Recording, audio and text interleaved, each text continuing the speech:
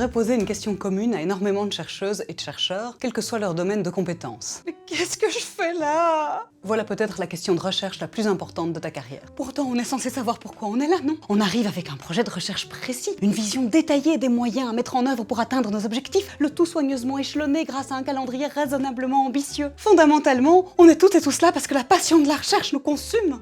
Là, ça y est, on a été embauchés, on va enfin pouvoir se faire un café? Si t'as de la chance, la machine a moins de 20 ans. Si t'as beaucoup de chance, c'est gratuit. Ouais, ça dépend. Alors le ou la scientifique dévoré de passion, qui ne voit jamais le temps passer en travaillant et qui ne souffre d'aucun scrupule de légitimité, ben c'est plus un mythe qu'une réalité en fait. Mais le mythe existe et parfois la comparaison est juste désespérante. Parce que même quand tu bosses avec une super équipe, c'est pas spécialement facile d'avancer dans tes recherches. À chaque nouvelle étape, tu peux franchement te demander « Mais qu'est-ce que je fais là ?» Cette question, c'est peut-être le signe que tu souffres d'un syndrome de l'imposteur. On peut le définir comme un schéma de pensée bien établi, qu'on entretient depuis longtemps et selon lequel essentiellement on ne mérite pas la fonction qu'on occupe. Parce que tu ne passes pas la nuit à écrire, parce que tu te sens plus effrayé qu'inspiré, parce que les autres ont l'air de faire ça tellement mieux. Et tout ça, ça fait que tu te sens globalement inadéquat, illégitime, pas à la hauteur, que du bonheur. Et souvent, ça va renforcer la tendance à la procrastination, qui elle-même va renforcer le syndrome de l'imposteur, le sentiment d'illégitimité. Comme tu te sens nul, tu repousses le moment de te mettre au travail, et comme tu ne travailles pas assez à ton goût, tu te sens de plus en plus nul. Mais quel beau programme! Et ce syndrome de l'imposteur, il peut se pointer à tout moment, même quand tu l'as pas vu venir. Imagine, t'es dans une phase où t'as du mal à te motiver. T'enchaînes les cafés, tu scrutes ton PC dans le blanc du document, tu redoutes que les gens te posent des questions sur ton job, et là, cadeau, une réunion. D'équipe, d'unité, de centre, de département, peu importe, t'y vas parce que ça au moins c'est facile. Tu t'assieds, t'écoutes, accessoirement tu donnes ton avis, tu bois du café. En réunion, il est toujours gratuit. Et si t'as de la chance, il y a même des biscuits. Gratuits aussi. La réunion, un vrai piège en fait. La réunion peut faire exploser le sentiment d'imposture que tu essayais justement de fuir. Elle parle bien, elle est à l'aise, hein. Oh, et lui là, mais waouh, quel super projet. L'autre là, mais comment elle fait pour se tenir si bien au courant?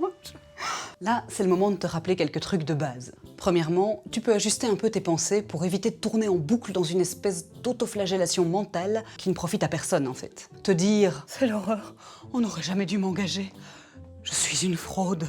C'est pas exactement ce qui va te mettre à l'aise et te permettre de déployer ton plein potentiel. Donc le truc, c'est de trouver une pensée alternative qui est tout aussi honnête, mais plus motivante, du genre « Waouh, je travaille avec des gens super calés, ça va m'apprendre plein de choses, je voudrais me sentir à l'aise quand j'anime une réunion, il y a sûrement des formations. » Toute pensée alternative est bonne à prendre tant que tu te parles gentiment, à toi-même, hein, c'est ça l'idée. Alors si c'est pas dans tes habitudes et que du coup tu manques d'inspiration pour trouver des pensées alternatives plus douces, eh bien imagine que ta meilleure pote te confie les difficultés que toi tu vis, juste pour voir ce que tu lui dirais. Il y a quand même peu de chances que ça ressemble à quelque chose comme « Je te comprends, tu sais. Moi non plus, je vois pas du tout pourquoi on t'a engagé. T'y arriveras jamais, c'est peine perdue. » Ça, c'est un bon test. Tu ne le dirais pas à quelqu'un que tu aimes, alors ne te le dis pas à toi-même. Ça ne sert à rien à part à te couper tout élan. Deuxièmement, le fait que tes collègues connaissent d'autres choses, soient plus en forme que toi certains jours et d'autres compétences, c'est précisément l'intérêt de bosser en équipe. Tu peux poser des questions, demander de l'aide, c'est une preuve de confiance, d'intérêt, donc ça rapproche. Cerise sur le gâteau, tes collègues sont aussi peut-être en plein syndrome de l'imposteur et tu vas les aider en leur demandant de l'aide. Tu me suis? En résumé, t'es pas obligé d'accepter l'idée que la recherche en général, et la thèse en particulier, c'est la traversée du désert. C'est un travail d'une solitude extrême. Mais quand tu as le feu sacré, rien ne t'arrête. Ok, je vais devenir misanthrope et tout ira bien. Bon oui, comme dans beaucoup de jobs, il y a des choses à faire seul. Et pour avancer sur ces choses à faire seul, il n'y a rien de mieux que de se motiver en groupe. Par exemple, avec 2-3 collègues, on peut se prévoir quelques sessions de travail en commun, on peut s'envoyer un mail en début de semaine pour dire ce qu'on a fait la semaine précédente et définir ses objectifs pour la semaine qui arrive, dire comment on le sent, etc. Alors c'est sûr, c'est pas de la méthodologie révolutionnaire, mais c'est efficace parce que ça ouvre un espace de bienveillance partagé pour travailler ses objectifs, dire ses craintes, s'encourager, se réjouir de ce qui a été fait et surtout, pour rester dans le mouvement. Continuer à avancer malgré son stress et continuer à avancer même après avoir atteint un objectif. Ouais, parce que dans ce cas-là, t'as parfois tendance à t'offrir une pause procrastination un chouïa trop longue.